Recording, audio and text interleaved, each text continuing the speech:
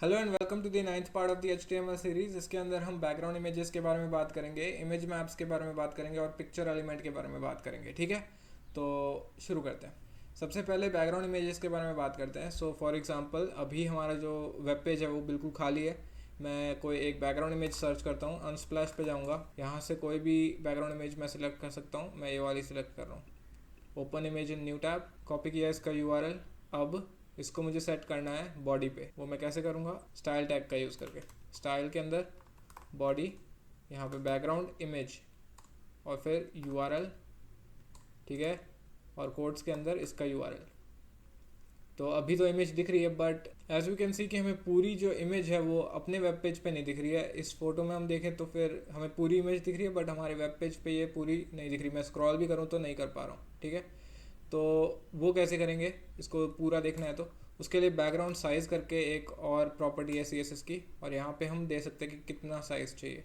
100% अगर करें तो हमें पूरी की पूरी इमेज दिख रही है। ठीक है, बट 100% और अगर मैं 50% करूँ तो हमें 50% दिख रही है। ठीक है, मतलब इसकी जो विड्थ है वो 50% है, और फिर उसके हिसाब से ये खुद को एडजस्ट कर रहा है हाइट को भी, और उसके बाद जितनी जगह बच रही है वहाँ पे रिपीट हो रहा है।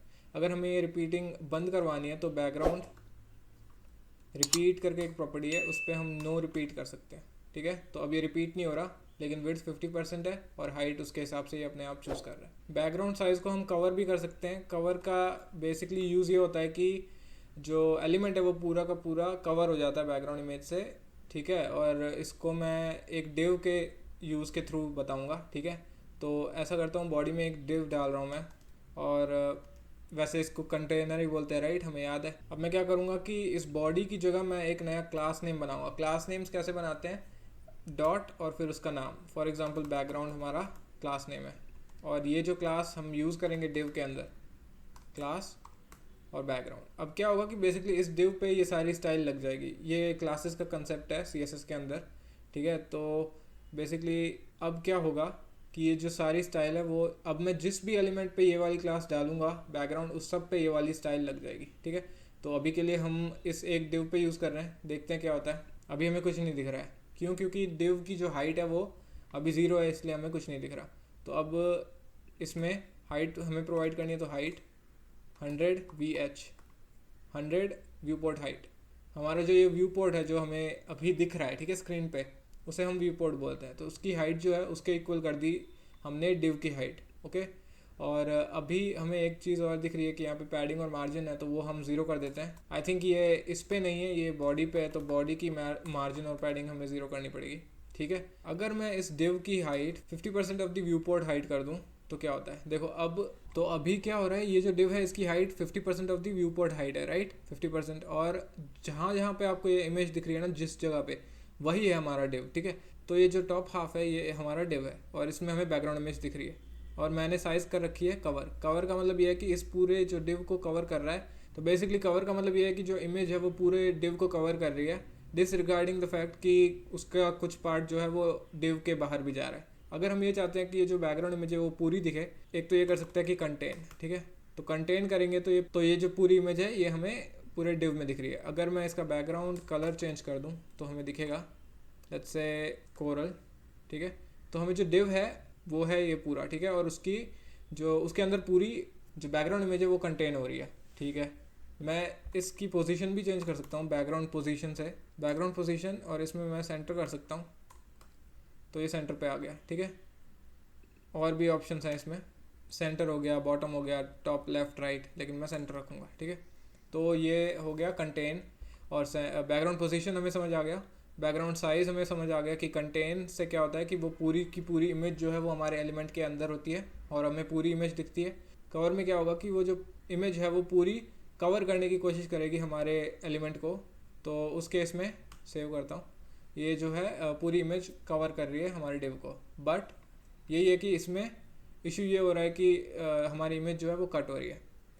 ठीक है, अगर हम फिर भी चाहते हैं कि जो इमेज और विड्थ है वो 100% हो, तो हम ये कर सकते हैं कि 100% एंड देन 100%, विड्थ और हाइट दोनों को 100% कर दिया। लेकिन इस केस में स्ट्रेच हो रही है हमारी जो इमेज है वो। ठीक है, क्योंकि लेट्स से अगर मैं इसको 20 करूँ तब हमें ज़्यादा दिखेगा कि ये जो इमेज है वो स्ट्रेच हो रही है। ठीक है, तो ये हो गया बैकग्राउंड साइज। अगर हम सिर्फ एक पार्ट प्रोवाइड करें तो ये 100% कर देगा हाइट के हिसाब से, तो फिर विड्थ हो जाएगी ऑटो। अब मैं क्या करूँगा कि इसको पोजीशन को हटाऊँगा अभी के लिए, तो अब सेंटर नहीं है, और इसको कंटेन ही रखते हैं, तो ये ऐसे दिख रहा है।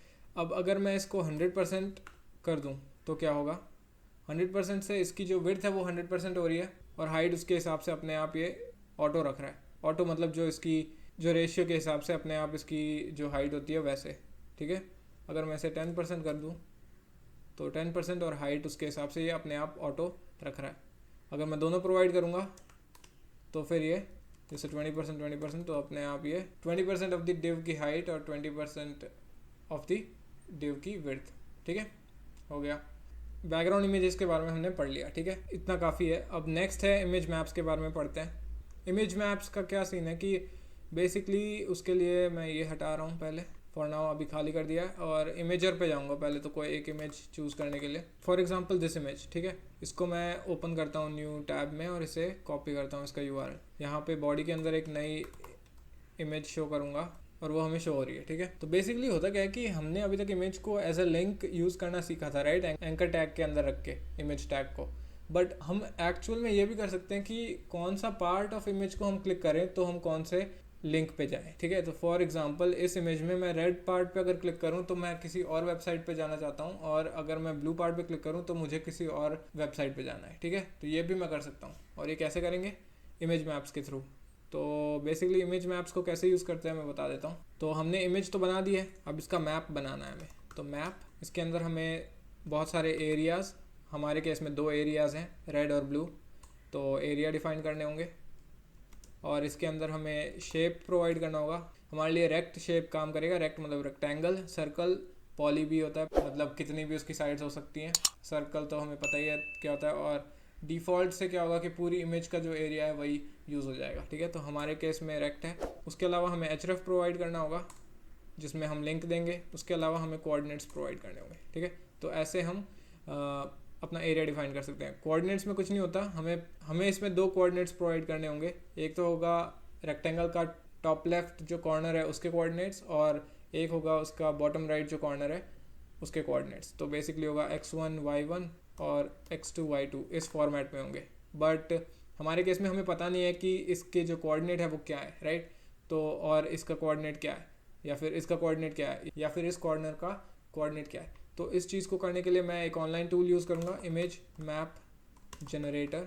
ये अपने आप हमें कोड दे देगा, ठीक है, कोऑर्डिनेट्स भी खुद पता लगा लेगा। इस इमेज का लिंक कॉपी किया, load image from website, paste किया, कंटिन्यू। तो इमेज लोड हो चुकी है। हमें शेप रेक्ट चाहिए। लिंक मैं विकीपीडिया यूज़ कर लेता हूँ अभी के लिए। लिंक में विकीपीडिया का लिंक डाल दिया, विकीपीडिया इसका टाइटल दे देता हूँ, और अब इसका डिफाइन करते हैं एरिया, ठीक है। तो मैं यहाँ पे क्लिक करूँगा और फिर यहाँ पे क्लिक करूँगा, टॉप लेफ्ट और बॉटम राइट, राइट। और इसको रीसाइज भी कर सकते हैं, जैसे मैं ये रीसाइज कर सकता हूँ। अब ऐड न्यू एरिया, अब इसको एक्टिव करेंगे, वो भी रेक्टेंगल होगा। उसमें हम चले जाते हैं, लेट्स से इमेजर पे जाते हैं, ठीक है। कॉपी किया ये लिंक, इसमें पेस्ट करूँगा और टाइटल में इमेजर डालता हूँ, ब्लैंक होगा, एंड देन डिफाइन करते हैं वो एरिया, ठीक है। क्लिक किया इधर और क्लिक किया इधर, तो ये दोनों एरियाज़ हमने डिफाइन कर दिए हैं। अब शो मी द कोड पे क्लिक करेंगे और हमारे पास कोड आ जाएगा, ठीक है। तो इस पूरे को हम कॉपी करेंगे और इस पूरे कोड से रिप्लेस कर देंगे इमेज के साथ। सेव किया तो ये हमारी इमेज हो गई। ये हो गया हमारा मैप जिसके अंदर 2 एरियाज़ हैं। अब अगर मैं इस पे जाऊँ और रीलोड करूँ, तो अब अगर मैं रेड वाले एरिया पे क्लिक कर रहा हूँ तो मैं विकीपीडिया पे जा रहा हूँ, और अगर मैं ब्लू वाले पे क्लिक कर रहा हूँ तो मैं इमेजर पे जा रहा हूँ। तो ऐसे इमेज मैप्स काम करते हैं, ठीक है। तो ये होते हैं इमेज मैप्स। इसमें टाइप में सर्कल होता है, तो सर्कल में बेसिकली हमें कोऑर्डिनेट्स के अंदर पहले सेंटर के कोऑर्डिनेट्स देने होते हैं, और उसके बाद एक तीसरी वैल्यू देनी होती है जो कि होता है रेडियस ऑफ द सर्कल, ठीक है। और पॉलीगन में तो basically x1 y1 x2 y2 x3 y3 जितने कॉर्नर्स हैं उन सब के कोऑर्डिनेट्स कॉमा से सेपरेट करके हम ऐड कर सकते हैं। ऑलराइट, तो इमेज मैप्स भी हम समझ चुके हैं। अब नेक्स्ट है, एक बात इसमें ध्यान रखना कि अगर इमेज को रीसाइज कर रहे हो, विड्थ या हाइट चेंज कर रहे हो, तो फिर उसके कोऑर्डिनेट्स उसी के हिसाब से चेंज होंगे, ठीक है। ठीक है, तो मैं मिलता हूँ नेक्स्ट वीडियो के अंदर। तब तक के लिए स्टे हैप्पी, स्टे सेफ।